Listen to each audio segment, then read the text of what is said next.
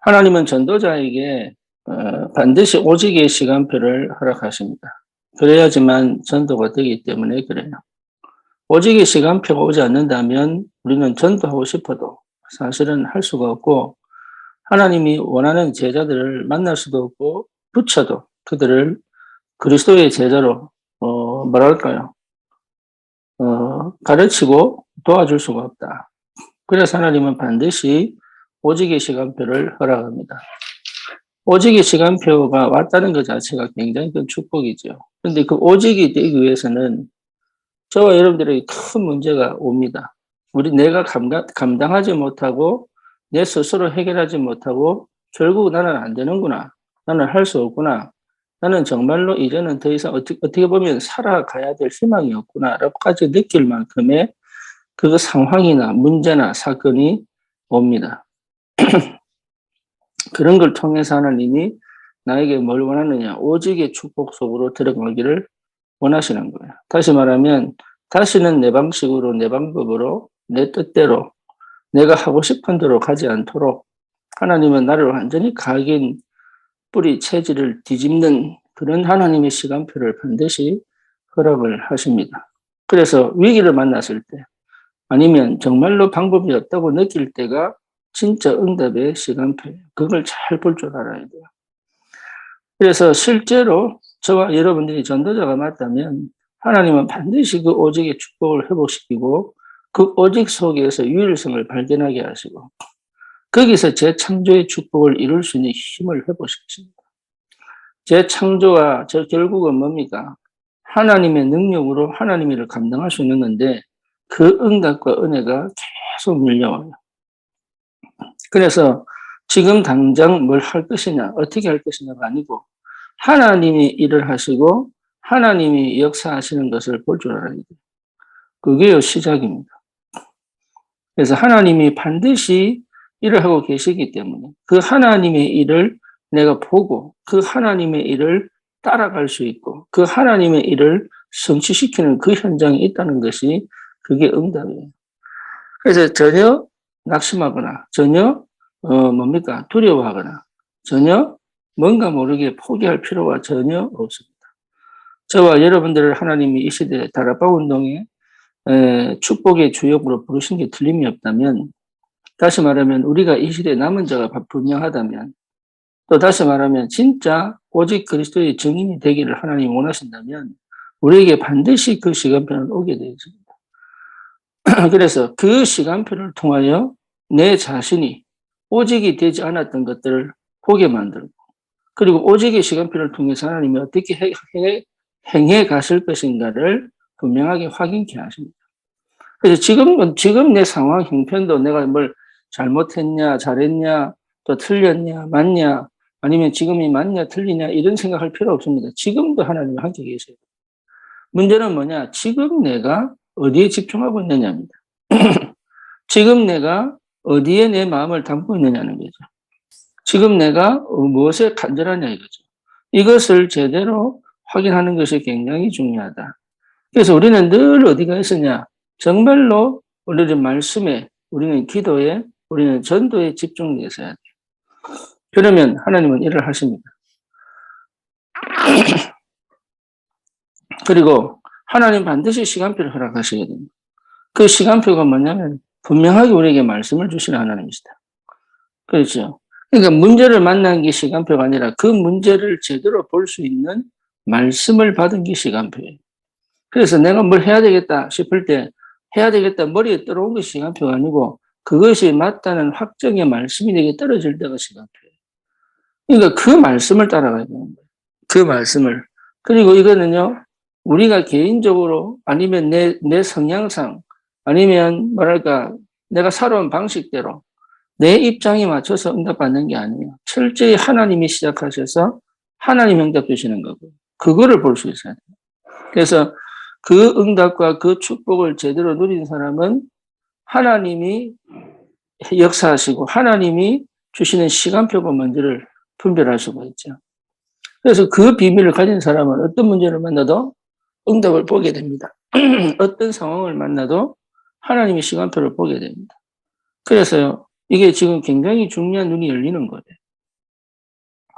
우리 교회가 이제는 새 성린을 두고 기도하지만 우리의 시간표와 하나님 시간표가 맞는지, 그렇잖아요. 그리고 우리의 응답과 하나님이 원하는 응답이 맞는지, 이게 맞다면 하나님은 역사를 하시겠죠. 그래서 응답이 올 때까지 기다리는 힘도 필요하고, 그리고 실제 지금 여기서 우리가 정말로 누리고 체험해야 되고, 하나 되어지고, 또 같이 기도가 되어지고, 또 말씀의 흐름을 같이 타는 이 누림의 상태가 너무 중요해요. 그렇다면 우리가 가야 될 방향과 우리를 인도해 가시는 하나님의 계획을 제대로 보고 갈 수 있다는 것은 기적 중에 기적이죠.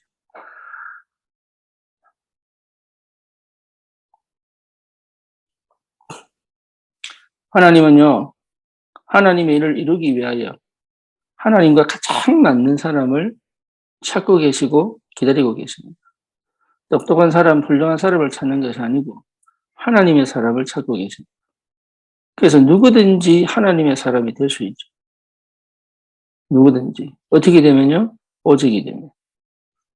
그렇죠. 오직이 되면 증인이 됩니다. 오직이 되면 하나님의 성령이 친히 역사하십니다. 그전에 역사 안 하셨냐? 그전에 역사는 오직이 되는 서론입니다. 그러니까 서론에 묶여 있다가 본론의 역사가 시작되는 게 오직입니다. 그렇죠. 그러니까 이 축복을 반드시 나에게 허락하실 거기 때문에 이거는 성경의 이야기가 아니고 실제로 지금 내 삶 속에 반드시 성취될 언약이기 때문에 하나님은 이 언약대로 우리를 인도해 가시는 게 틀림이 없습니다. 그래서 지금이 위기를 만나고 지금이 답답한 시간이고 지금이 뭔가 모르게 앞에 안 보이는 시간인데 그것이 응답이라는 말이에요. 왜? 그건 다 지나갈 거니까. 무엇을 위하여? 오직을 위하여. 그래서 하나님은 오직의 시간표를 통해서 우리에게 진짜 이 시대를 살릴 이 그리스도의 복음을 가진 전도자로 유일성을 가지고 재창조의 축복을 누린 현장을 살리고 시대를 살릴 전도자의 축복을 반드시 회복시키신다. 큰 건 아닙니다. 큰 일은 아니에요.